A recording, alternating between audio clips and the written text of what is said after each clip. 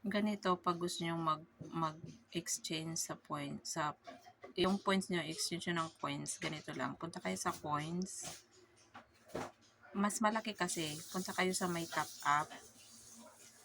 And then, punta sa may USDT.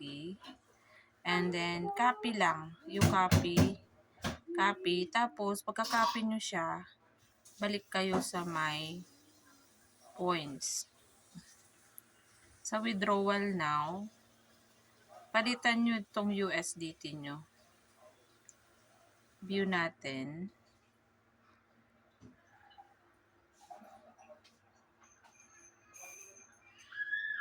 I-view natin yon. Tapos, dito siya mo palitan. Ipi-paste mo lang siya dito. Ito siya nasa baba. Kano sumangkot naman sa Philip?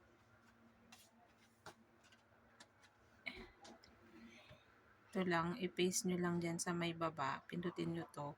Tapos, submit. Submit nyo lang siya. O, yan na siya. Dito na. Tapos, withdraw now.